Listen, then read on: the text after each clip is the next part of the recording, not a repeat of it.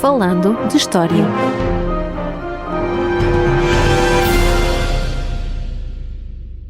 Olá a todos e bem-vindos ao episódio número 88 do nosso podcast Falando de História. Eu sou Paulo M. Dias e comigo está, como de costume, Roger Luís Jesus. E esta semana vamos olhar para o céu e para a terra, com chuva, com sol e com outros fenómenos meteorológicos, porque vamos falar de um tema que está na ordem do dia, que são as alterações climáticas. Não é assim, Roger? Sim, desta vez não vamos olhar para os agentes humanos, mas sim para o agente não humano por excelência, que é o clima e a natureza, até certo ponto, claro, que tem uma importância central na história e que muitas vezes é esquecido. Porque, na realidade, os problemas climáticos não são de agora e a mudança de tempo influencia as colheitas, a agricultura e daí, claro, a alimentação e tudo o que estiver ligado à sobrevivência do ser humano. Neste caso, como é um tema realmente muito vasto, vou concentrar-me num período específico, que é a chamada Pequena Idade do Gelo, que terá durado entre o século XIV e o século XIX. Bom, e como estás a falar de gelo, imagino que tenha sido um momento de arrefecimento de temperaturas. Sim, um arrefecimento generalizado da temperatura e que teve realmente um impacto considerável, como já veremos. Há até quem aponte para um arrefecimento entre menos 2 e 5 graus do que era o habitual, mas para chegarmos a este período, se calhar é melhor ir mais para trás para explicar um pouco como é que se chega a esse momento, como é que se chega a esta pequena idade do gelo. E se calhar vale a pena também falar das fontes. Honestamente não sei exatamente que tipo de fontes se usa para estudar o clima. Como é que isso se faz? Que fontes é que o historiador pode utilizar? Bom, para já não é um trabalho só do historiador. Há realmente também aqui uma componente muito de transdisciplinaridade, como já iremos ver. Porque há, claro, as fontes escritas, fontes normais, digamos assim, não é? Isto é, todo e qualquer registro que tenha referência a fenómenos meteorológicos fora do normal. Estamos a falar, por exemplo, sei lá, de contratos agrícolas, de crónicas, ou até de fontes iconográficas, como pinturas. Dentro dos registros escritos, há uns que têm especial relevância, como referências aos registros completos, conforme os séculos e as geografias, claro, por exemplo, das vindimas, porque dá-nos precisamente o tempo das colheitas. Depois, então, há as fontes não escritas que são altamente importantes, como o estudo do crescimento das árvores através dos seus anéis, isto é, a dendrocronologia, a medição cronológica baseada nos anéis dos troncos das árvores, e isso é realmente uma fonte riquíssima. Temos também a glaciologia, que é o estudo dos glaciares, dos seus avanços, dos seus recuos e ainda o estudo do gelo em profundidade. E ainda a palinologia, que é a análise dos pólenes com amostras de solos em profundidade também. E por fim, o estudo dos espeleotemas, que são os depósitos de água em profundidade, sobretudo na formação de estalagmites, tendo em conta que nos dão fortes indícios sobre os níveis de água à superfície. É então preciso manejar um conjunto muito variado de fontes, para além, claro, daquelas às quais estamos geralmente habituados. Exatamente, por isso é que eu disse que é um trabalho realmente interdisciplinar, porque é impossível ter uma imagem completa só a partir dos registros escritos. É preciso ir muito mais longe e ter acesso a estudos de muito maior amplitude. Daí que muito do que sabemos hoje sobre a evolução do clima só pode ser feito de uma forma rigorosa e séria com equipas e projetos transdisciplinares, o que implica, claro, um investimento financeiro muito elevado. Mas indo então à cronologia propriamente dita deste nosso episódio, falaste de uma pequena idade do gelo que terá começado alguns no século XIV. Isso quer dizer que o clima tinha aquecido antes dessa altura? Bom, de forma muito simples, sim, obviamente. Mas convém irmos ainda mais para trás para perceber como é que o clima evolui. Podemos até olhar, por exemplo, para o período que vai do século IV a.C. até ao século II d.C., que é o chamado período quente romano ou o ótimo climático romano, porque coincide com o auge da criação e a consolidação do Império Romano aqui na nossa Europa e na bacia do Mediterrâneo. É caracterizado por um dos períodos mais úmidos, aliás, dos últimos 4.000 anos e com uma atividade vulcânica muito baixa. Não obstante a famosa erupção do Vesúvio em 79 d.C. Sim, mas aqui a questão é sempre conseguir ver estes acontecimentos na longa duração e não como fenómenos isolados. Por exemplo, nós temos registros que em 43 a.C. houve uma erupção gigante do Okmok, no Alasca, cujo impacto, aliás, se fez sentir no Mediterrâneo, havendo registros de que a luz solar era então mais fraca, isto por causa das poeiras, não é? O que levou a piores anos agrícolas. E isso poderá ser uma das causas das fracas colheitas no Egito, que, conjuntamente com as também fracas cheias do Nilo, nessa altura, levou a gravíssimos problemas sociais e à própria queda da dinastia reinante, a dinastia dos Ptolomeus, e à queda da sua rainha, a famosa Cleópatra, o que então ajuda a explicar a conquista romana deste território. Ou seja, um vulcão no Alasca, a mais de 6.000 km do Egito, tem aqui um impacto bastante considerável, faz alterações políticas significativas. Sim, e vamos ter muitos mais exemplos de como as erupções vulcânicas têm uma importância tremenda no clima. E falaste neste período quente romano, mas isto quer dizer que é um fenómeno unicamente europeu ou mediterrâneo? Nem por isso. Há mais estudos sobre o espaço geográfico romano, mas também temos outros dados que apontam que, na realidade, é um período de estabilização climática que se observa em outras partes do mundo. Por exemplo, temos a dinastia Han, na China, que também cresce consideravelmente, tal como acontece, por exemplo, no Vale do Mississippi, nos atuais Estados Unidos da América, ou ainda com a consolidação do Vale de Teotihuacan, no Vale do México. Até ao século II, disseste tu. Até mais ou menos finais do século II, sim, claro que sabemos que estas cronologias podem andar um bocadinho mais para a frente ou para trás.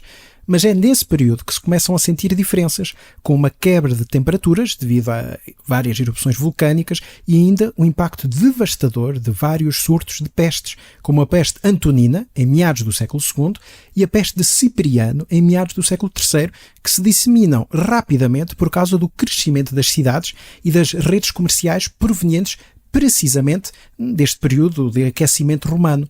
E, dessa forma, vão as condições sociais e as condições políticas piorando nos séculos seguintes. O que pode corresponder, aliás, grosso modo, à própria crise dos finais da Antiguidade, não é? Com esta queda do Império Romano do Ocidente. De forma geral, sim, porque estes fenómenos não estão inteiramente ligados ou responsáveis por si só por mudanças políticas. Digamos até que as erupções vulcânicas ou o aumento da pluviosidade não segue qualquer agenda política. Claro. Por exemplo, níveis anormais de chuva levaram aos maus anos agrícolas no século VI, o que também explica a fraca alimentação e a fraca defesa imunitária, e daí também a facilidade com que a peste justiniana se disseminou nesse século VI. E mencionaste ainda umas erupções vulcânicas, não foi? Neste período, sim. Por exemplo, há estudos que mostram como a erupção do vulcão Tierra Blanca, jovem, do lago Ilopango, em El Salvador, na América Central, por volta do ano 431 da nossa era, foi tão grande que projetou rocha até uma altitude de 30 km, só para veres, e que destruiu tudo num raio de 80 km.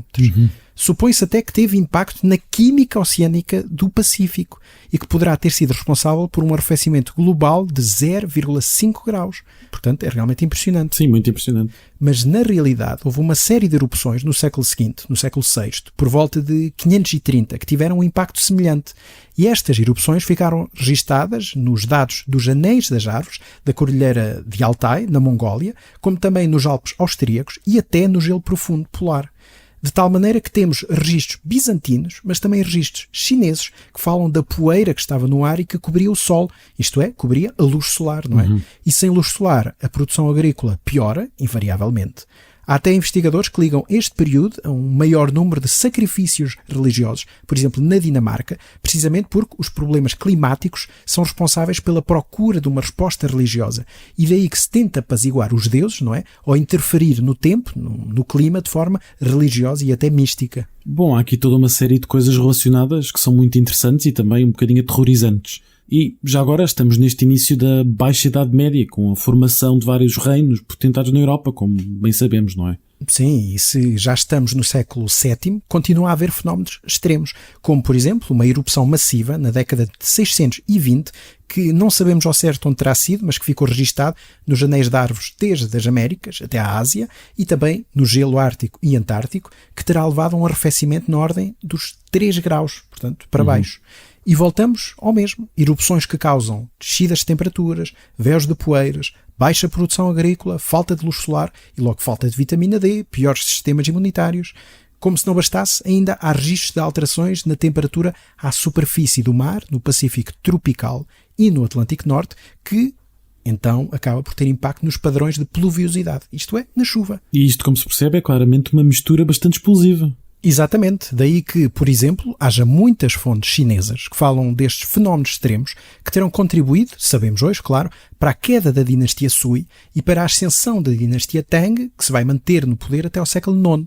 E é também neste período, no final do século VI e inícios do século VII, que aparece a figura de um jovem mercador chamado Maomé, na Península Arábica, que vai apostar numa forte mensagem de união numa época de grande instabilidade política na região, agravada, claro, por um período especialmente difícil do ponto de vista climático.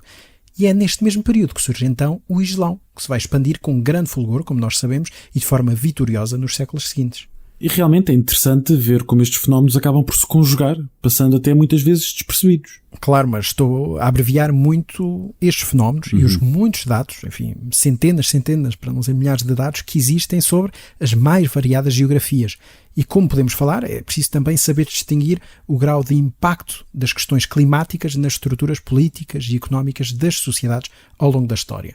Mas para não perdermos aqui o nosso fio à meada, seguimos a cronologia e chegamos ao chamado período quente medieval ou anomalia climática medieval, que terá durado entre o século IX e o século XIII. Que é, como o nome deixa perceber, um período mais quente. O nome realmente aqui diz tudo, não há como enganar os nossos ouvintes.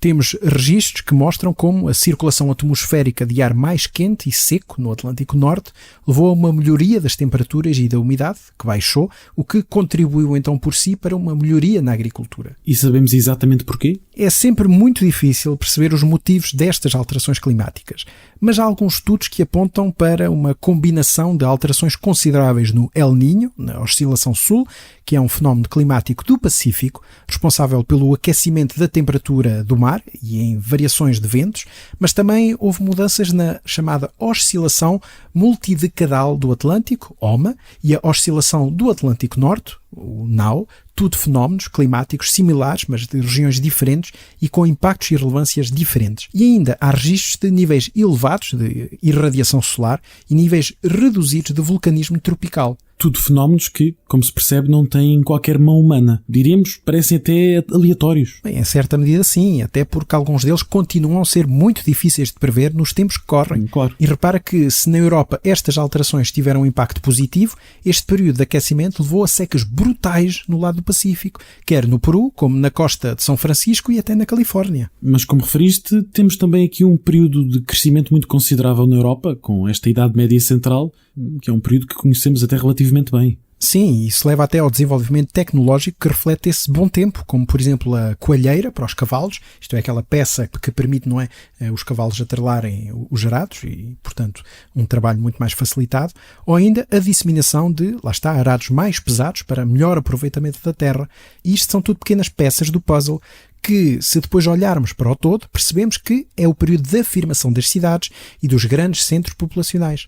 Aliás, não vale a pena perdermos muito tempo com este período, porque nós já falámos dele no nosso podcast, no episódio 45, sobre o ano 1000, e por isso os nossos ouvintes podem ouvir esse episódio mais recuado para saberem mais sobre esse tempo, no qual, aliás, também falaste deste período quente medieval. Sim, e recordo-me que dei até vários exemplos espalhados um pouco por todo o mundo, o que permitia ilustrar que estávamos num período de prosperidade em várias zonas. E basta também lembrar que é a altura em que se desenvolve a chamada Rota da Seda, que ligava o Extremo Oriente até à Europa. E mais uma vez, vale também a pena lembrar que isto não quer dizer que não tenha havido períodos de crise, com fomes e secas, mas este tipo de análise tenta olhar para o todo e perceber estes fenómenos de uma forma macro, ou seja, assim, de grande amplitude. E por isso é que chegamos então ao início do século XIV e conseguimos ver um padrão de alterações destes fenómenos, com invernos mais frios e verões menos quentes e um crescimento dos glaciares.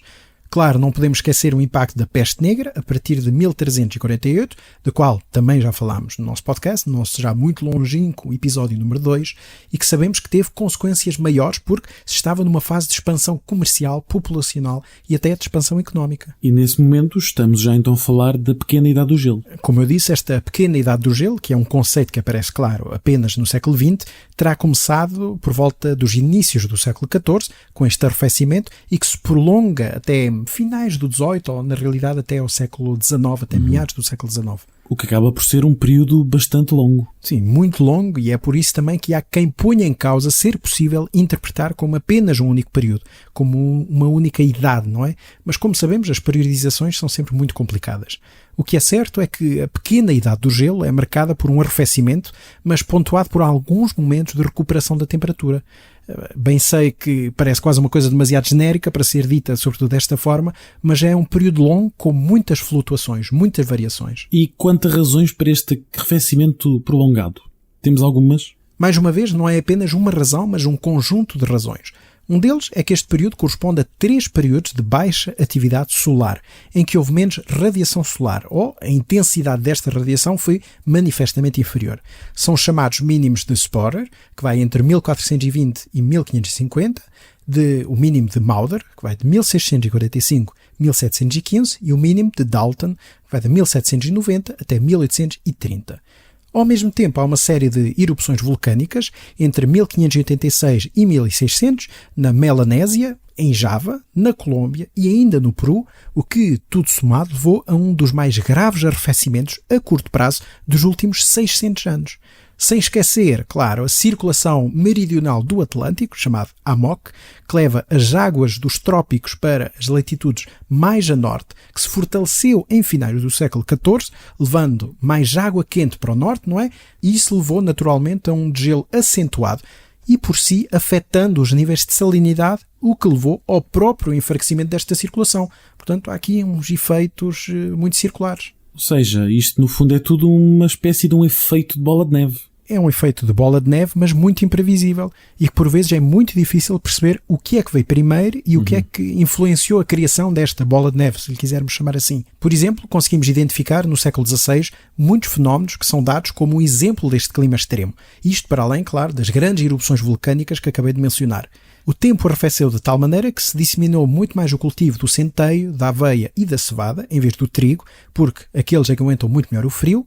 Temos ainda, por exemplo, uma referência que no final da década de 1560 houve uma praga de gafanhotos de tal ordem em Itália que o Papa Pio V decidiu fazer uma sessão solene na Praça de São Pedro para excomungar os gafanhotos, os quais, na realidade, acabaram por dispersar depois naquele exorcismo, ou seja, alguma coisa a ter feito, como sabemos, não é? Funcionou. Claro. Ou ainda temos registros de cheias horrendas na China, na década de 1580, e ainda, por exemplo, do Tamisa ter gelado, o Tamisa, o rio que passa por Londres, ter gelado na última década do século XVI, tal era o frio. Bom, em todo o caso, e dada a longevidade deste período, imagino que se consiga perceber alguns ritmos, não é, dentro desta pequena idade do gelo. Há algumas propostas de divisão, claro, como eu disse, mas o que eu quero é chamar a atenção para o século XVII, porque é geralmente conhecido como um século de crise quer política, quer económica, quer até cultural. Basta lembrar, por exemplo, a Guerra dos 30 Anos, entre 1618 e 1648, que rebentou com grande parte da Europa. E ultimamente tem-se prestado mais atenção à questão climática, mostrando que, na realidade, um dos motivos desta crise é precisamente as alterações climáticas. Aponta-se até que o período climático mais frio terá correspondido ao mínimo de Maunder, que vai, como eu disse, de 1645 até 1715, isto o mínimo de Maunder, ou seja, o momento onde houve menos energia solar a chegar à Terra, que terá reduzido as temperaturas aproximadamente em 2 graus do que é o habitual. E o que é realmente certo é que o século XVII se destaca realmente neste panorama. E neste caso a nível global e não apenas europeu, não é? Claro, temos registros para muitas partes do mundo, para anos devastadores nas décadas, por exemplo, de 1620 e 1630 em termos agrícolas. Há dados que indicam que pode não ter havido monção na Índia entre 1628 e 1631, o que teve um impacto quase incalculável hoje em dia, com milhões de mortos. E seja feita aqui uma nota quanto a Goa, a capital do Império Português na Ásia, porque há muitos registros que mostram os impactos da fome em 1630, 1631, precisamente. Houve também chuvas torrenciais no México que destruíram quase toda a produção agrícola no mesmo período e níveis de neve altíssimos na Europa Central. Tudo somado, as contas apontam para 30 milhões de pessoas que morreram de fome em todo o mundo nesta década de 1630, aproximadamente. E na década seguinte a coisa não melhorou. O El Niño, o tal fenómeno do Pacífico, tornou-se ainda mais intenso entre 1638 e 1642, juntamente com as erupções do Akita Komagatake no Japão, em 1640, e do Parker Peak, nas Filipinas, em 1641, que prolongaram os efeitos da seca na Ásia. Como se percebe, não é? Este coquetel climático era responsável pelos péssimos resultados agrícolas, o que afetou, por exemplo, gravemente a China, com grandes crises alimentares e sociais, sendo um dos fatores que explica a queda da dinastia Ming em 1644, sobre o qual falámos brevemente na nossa miscelânea histórica número 49. Já na Europa, por exemplo, esse é mais ou menos o período em que entra em cena a batata, um alimento riquíssimo, vindo das Américas, que resiste muito melhor ao frio e a estas variações climáticas que os cereais e que tem um tempo de cultivo muito mais flexível. E isto é também uma resposta a estas alterações climáticas.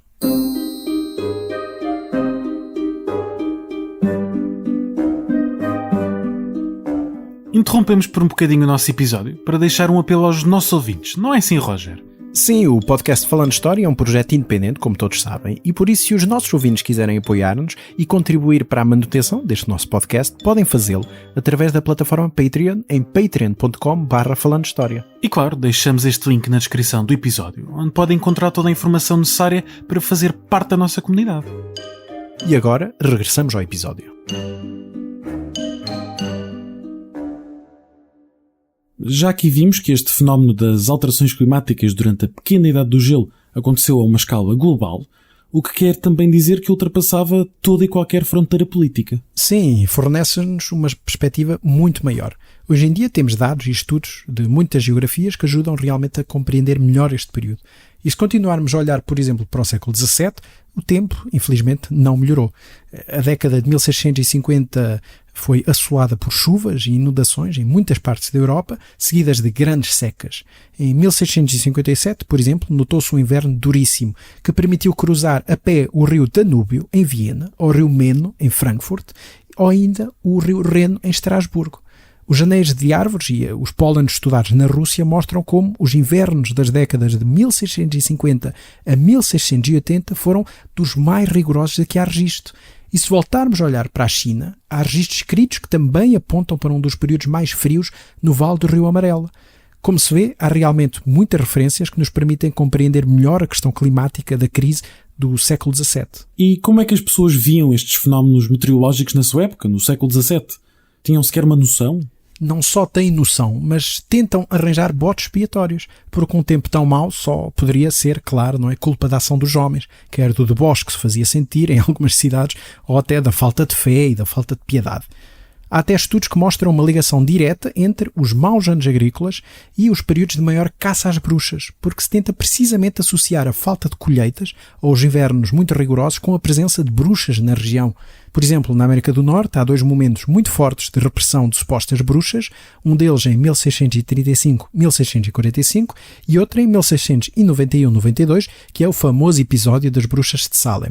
E ambos correspondem a períodos de grande frio e de más colheitas. Há ainda quem culpasse cometas, ou terremotos, ou os eclipses, e até o Sol, o que não estava completamente errado, pois, como eu já disse, não é? Este período marca também um mínimo de irradiação solar. E sem esquecer o impacto de fenómenos que já referiste, como o El Niño. Sim, até há quem interligue todos estes fenómenos.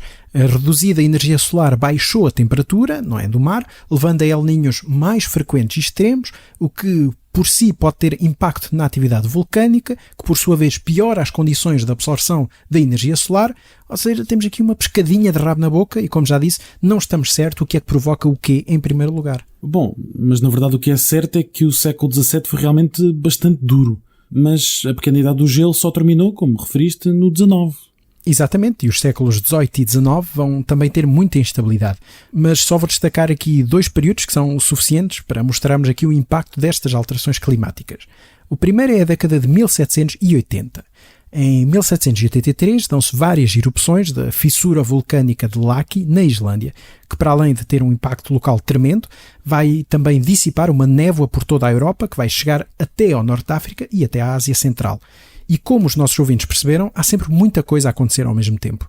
Supõe-se que terá havido também um El Niño prolongado de 1782 a 84, que afetou, entre outros, o Japão, onde há registros de maus anos agrícolas e de fomes extremas, agravado, não é, pela erupção do monte Azama, que espalhou cinzas um pouco por todo lado.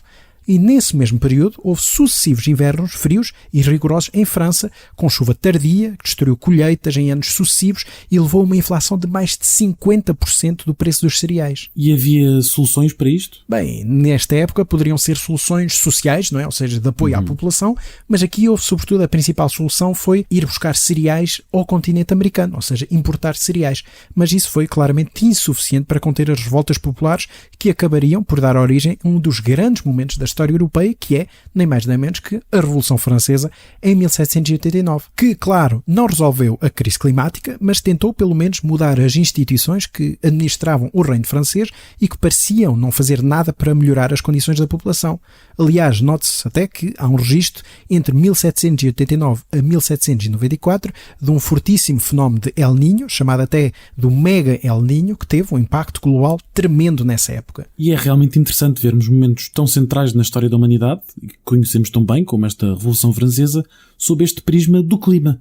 E já agora, quanto ao segundo momento, o que é que querias destacar? Avanço para o século XIX e destaco o ano de 1816, que é conhecido como o Ano Sem Verão, porque em 1815 deu-se a erupção do Tambora, na Indonésia, que foi uma das mais fortes erupções vulcânicas dos últimos 10 mil anos.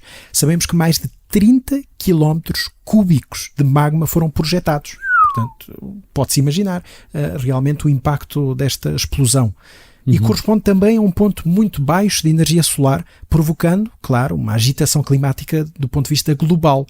Coincidentemente, e esta é uma curiosidade, que nesse verão o famoso escritor, o Lord Byron, e um grupo de amigos se encontravam em Genebra, na Suíça, a passar umas férias, e inspirados pelo mau tempo e pela falta de luz, que os obrigava, claro, a estar dentro de portas, vão acabar por fazer um pequeno concurso de histórias, enfim, histórias de fantasmas, digamos assim. E é esse concurso que levou Mary Shelley a escrever o famoso Frankenstein, e John Polidori, que era o médico de Lord Byron, a criar o conto chamado O Vampiro, que daria início às histórias de vampiros. E ainda Lord Byron a escrever um poema chamado Darkness, Escuridão, que descreve precisamente um tempo de crise, de seca e sem luz solar. E já agora, quanto a Portugal, quanto ao nosso cantinho, o que é que sabemos exatamente? Já há estudos sobre o impacto da pequena idade do gelo por cá? Há já alguns estudos interessantes, derivados sobretudo de um projeto de investigação chamado CLIMIST, do Centro de Estudos Geográficos da Universidade de Lisboa, que procurou documentar o clima em Portugal desde o século XVII. Em todo caso, os dados apontam para uma certa convergência com a vizinha Espanha e com o resto da Europa. No que diz respeito ao noroeste de Portugal, de onde há realmente uma tese de doutoramento de Luís Pedro Silva, a qual recomendarei no final deste episódio, sabemos que este período é caracterizado por um tempo mais frio do que seria esperado. Lá está, dentro do que é o padrão desta pequena idade do gelo. E este investigador divide este tempo, ou seja, dos inícios do século XVII em diante, em 8 períodos. Eu só vou aqui destacar 2 ou 3, que é realmente o período de 1626 a 1679, que é de forte pluviosidade, de grande chuva. Depois já a primeira metade do século XVIII com alguma estabilidade climática, mas consegue-se notar, a partir da década de 1780, um período de grande chuva, não é? E de diferenças mais extremadas nas temperaturas. E isto acaba, claro, por coincidir com aquilo que eu acabei de falar, não é? Esta pequena crise mais forte no final do século XVIII. Bom, e esta foi realmente uma viagem muito alargada, quer no tempo, quer no espaço, com muitos dados, muitos acontecimentos, muita chuva, muito sol, muitas erupções, demasiadas para o meu gosto. Sim. Mas, no fundo, como é que resumes tudo isto para os nossos ouvintes? Parece haver aqui uma certa causalidade entre alguns destes fenómenos climáticos e o que acontece nas sociedades. Isso é realmente uma nota importante a fazer. É que muitas vezes olha-se para estes fenómenos de uma forma determinista, ou seja, como o clima determinando toda a ação que acaba por acontecer nas sociedades, com esse impacto. E penso que ficou bem explícito a importância realmente do clima na história. A questão é que o clima não é, nem pode ser visto como o único fator ou o fator determinante. O que acontece muitas vezes é que as questões climáticas agravam os problemas políticos, sociais, demográficos e económicos já existentes.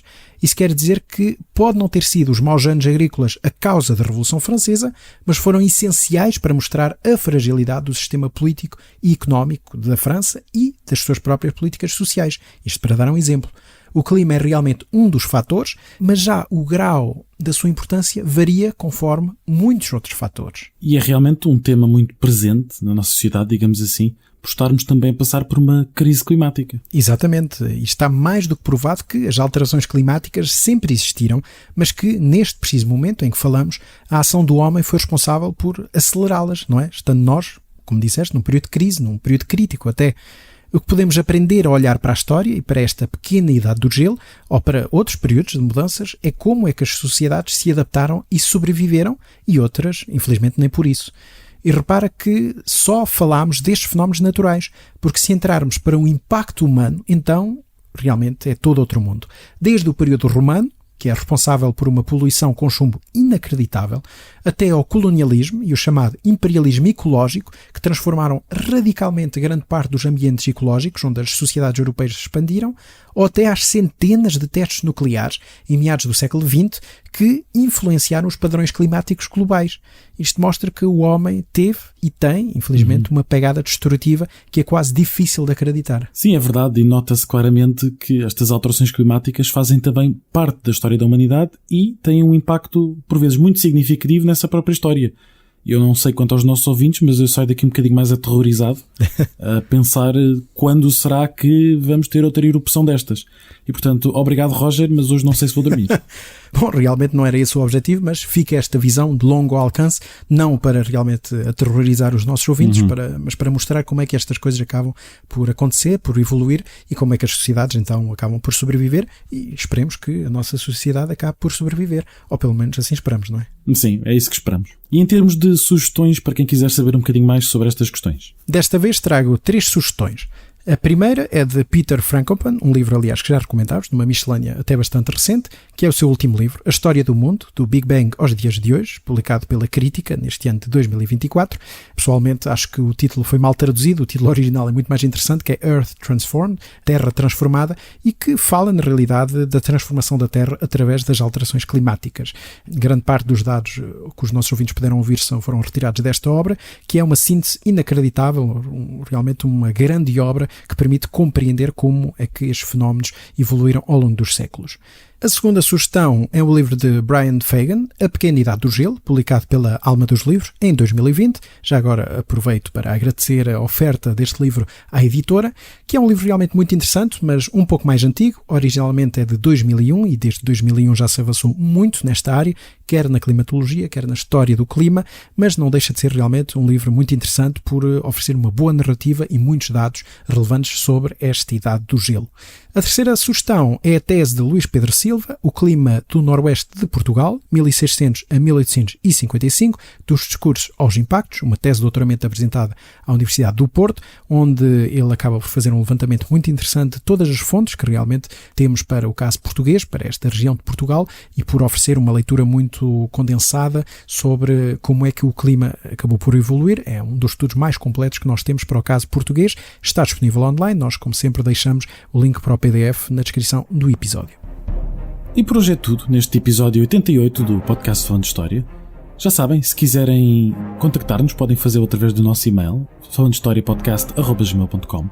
E como de costume, agradecemos aos nossos patronos o apoio prestado e que nos permite manter o podcast. Já sabem, se quiserem juntar-se à nossa comunidade e apoiar-nos, podem fazê-lo na plataforma Patreon, o link fica na descrição. E, como é costume, a edição foi de Marco António. Por hoje é tudo, até à próxima. Até à próxima. Falando de História.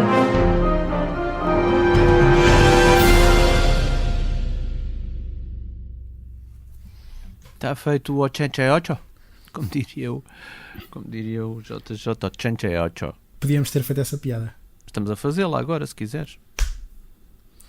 Paulo, podias ter dito agora no final e é... E este é, claro, o fim do nosso episódio 88.